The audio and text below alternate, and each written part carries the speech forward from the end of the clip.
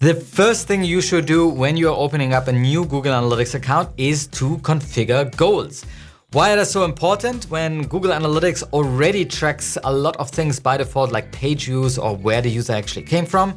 Well, that data, how many users came to your website or where they actually came from, is kind of meaningless unless you actually know if these users also did what you wanted them to do on your website, like sign up to your newsletter, buy your product, or stay and read a post on your blog. Google Analytics has a function to mark the incoming traffic as a successful visit. And you guessed it, these are goals. So today, our Google Analytics expert Pavel will go through the setup of goals in Google Analytics with you, and he will also let you know what this funnel visualization is all about. Now, we got lots to cover, so Pavel, take it away.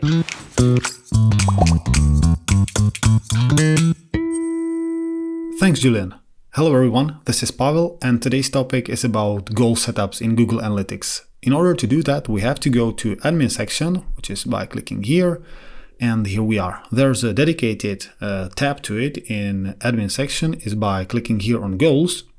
Here we are, and in order to do that, we have to see that red button, new goal. If you don't see that, you don't have sufficient permissions in your Google Analytics account. So in order to do that, write to your admin and tell him that you need edit rights. Otherwise, it's not possible to set up a new goal. So let's go and do that. Clicking here, and the first step which we have to do is to select what kind of goal we want to do. It's either a template or a custom. The only thing template do is that it only gives a name to your goal. So you don't have to go through all that options available here, and you can directly click custom, continue, and here we are. There are 4 ways how to set up a goal. First of all, I will go through duration, pages / screens per sessions, and events. The last one will be destination, which have 2 options. So I will leave that one as the last one. So let's start with the duration. First of all, we have to name a goal. So for example, for duration, let's name it spending more than 5 minutes. By clicking here, we can see that there's an example, for example, 5 minutes or more. So I select the duration, clicking on continue. And the only thing we have to do here is to decide for after how long period we want to count a goal. So if I would, for example, select here 5, every session that would last for more than 5 minutes would count also a goal. Second option we have when setting up a goal is the value. It's monetary value. What it does, that every time this goal is counted, which is spending more than 5 minutes in that case, also the monetary value we assign here will be counted as money. So for example, if I would set up here 5, every time this goal is completed, the $5 will be counted as conversion value. I leave it up to you if you want to use it or not. It doesn't make that much sense for non-monetary actions on a website, but if you do have such an action specific to duration, feel free to set it up. Another thing it will do, that if you start to counting any value with that, also a page value metric will not be 0 anymore. So leave that entirely up to you. If you want to set a monetary value for that, feel free to do that. If not, also not that much will happen. Great thing when doing a goal setup is that you can verify that goal. It's by clicking here, and it tells me that this goal will occur during the past 7 days with conversion rate 3.5%.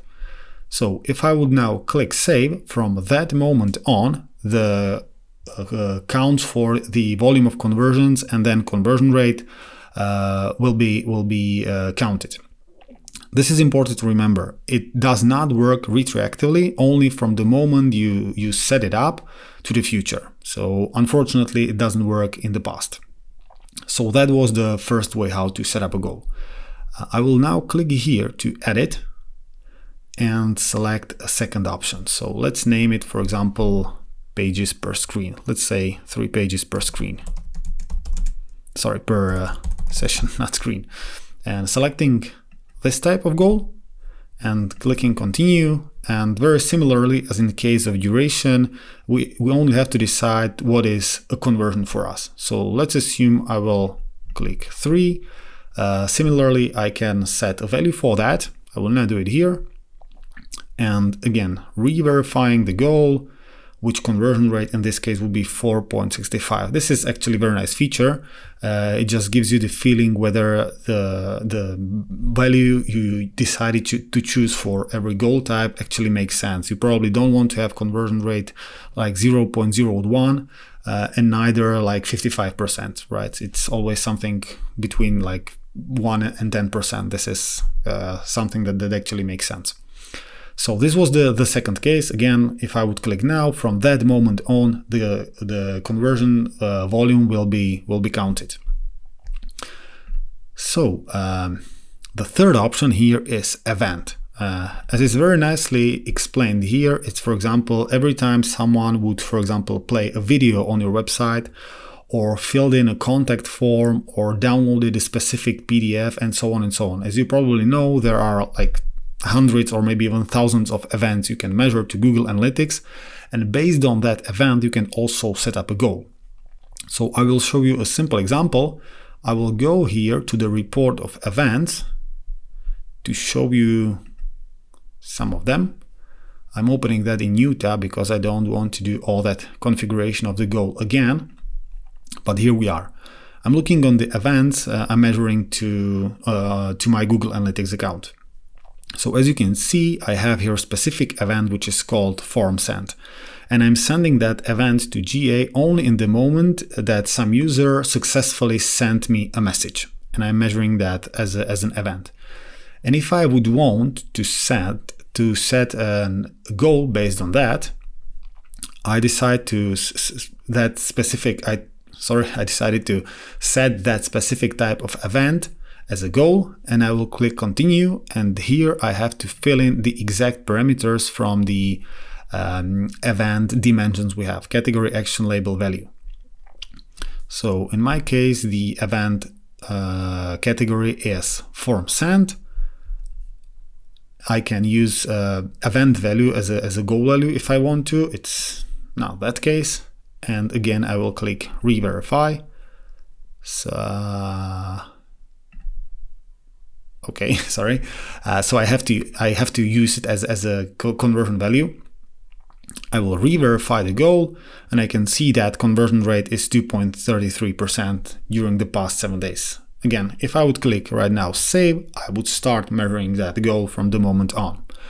So that was a third option. And the fourth one, and I would say probably the most used one, is when I would click here and decided to select destination type. As is shown here on the example is, for example, thanks.html. It basically means that we will count a goal every time a specific page is viewed, and we know that it's only displayed to a user when a specific action occurred. For example, successful purchase, or a successful filling of your contact form which has a dedicated thank you page, and so on and so on. So I guess you know the principle. So if I will click right now here and name it, for example, purchase, or let's not name it purchase, but for example, viewing a home page in my case, I will click continue, and here we have two options. I will first show you the easier one. So we have to select a quantifier which is either equal to, URL address begins with, or regular expression. Let's just show a simple example. I will set the goal in a way that every time a home page is viewed, I would count that as a conversion.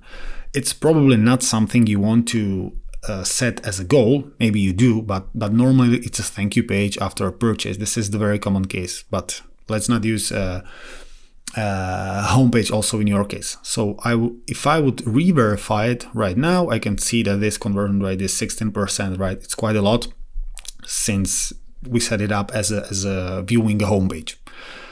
So this is the fourth example. And here comes second part of setting up a goal as a destination, which is using a funnel. what it does. If there is a specific case of a goal where user have to go through particular steps or the sequence of particular steps in order to complete the conversion, GA allows you to see what's the drop off then between those steps.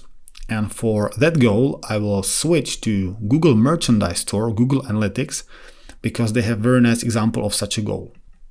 So by going there, also clicking to admin section and then going to goals, here we are. There's one goal in their account called purchase completed.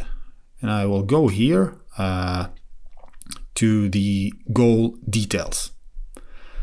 And here we are. First of all, when creating such a goal, we have to select a quantifier. And here they have a regular expression.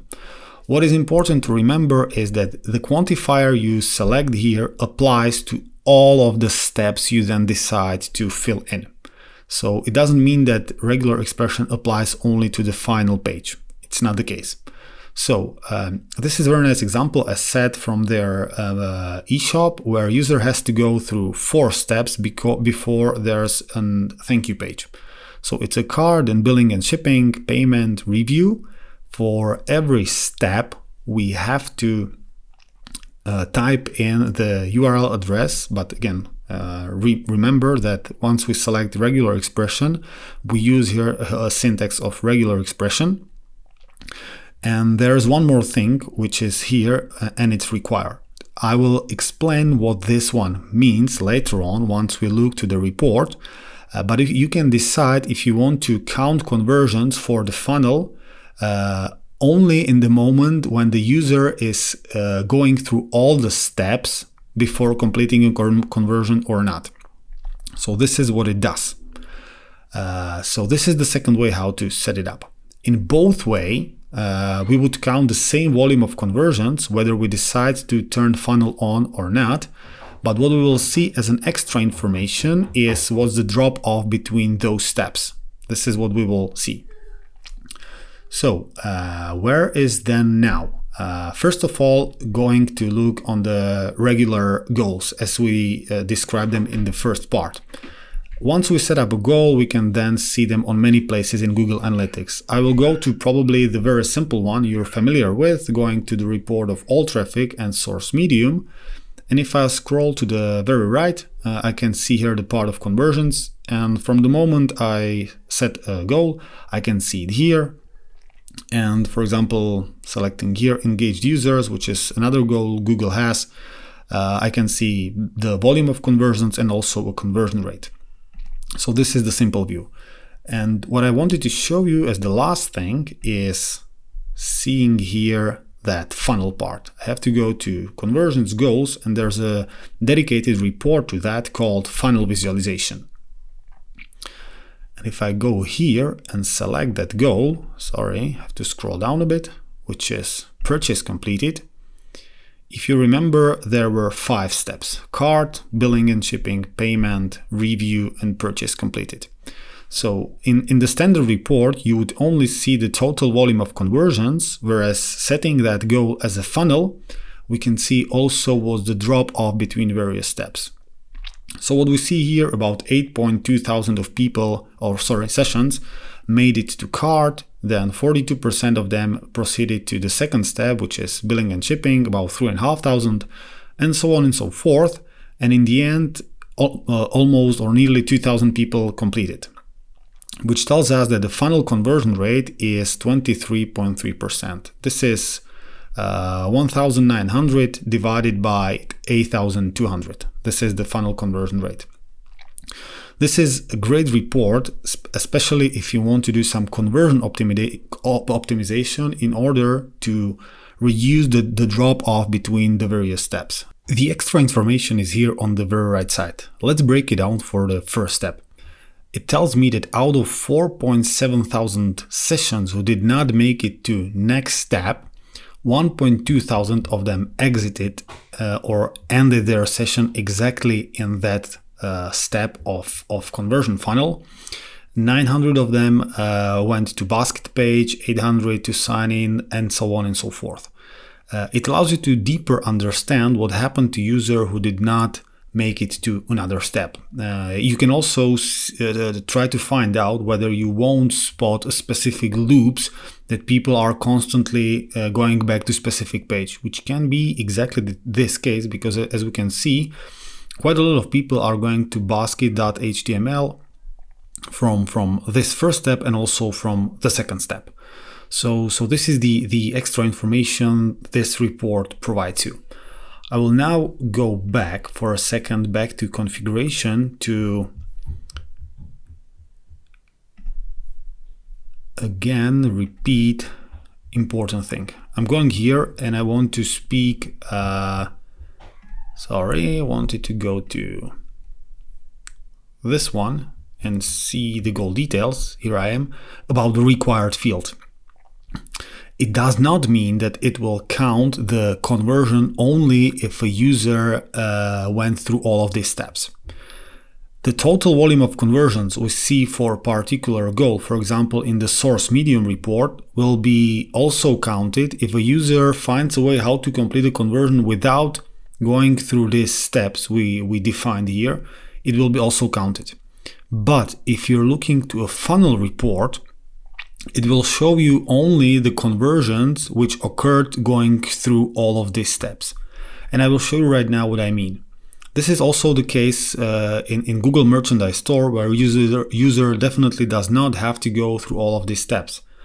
Because if I will now go to source medium report and look on the volume of conversions for that purchase completed, it's 1921. And if I will go right now to conversions, goals, and funnel visualization, I can see that for exactly the same time period, I see 1915, which is 6 less. So this is exactly what it means. It's somehow possible to complete the goal even without going through all these steps. So hope you understand the difference between these numbers. So that was it, guys. I hope you enjoyed the lesson about setting up goals in Google Analytics, and specifically this one, which provides the extra information you can use for conversion rate optimizations. See you next time. Thanks, Pavel, for this great explanation. If this video helped you out, then we'd love for you to hit that thumbs up button right now. This will help the algorithm to recommend this video to more people, and hopefully more people will set up goals. And if you want to go into a little bit more detail on how you can set up a goal based on an event, then check out this video right over there, which I've done earlier, and I'll show you exactly how to do that. Now, my name is Julian. Till next time.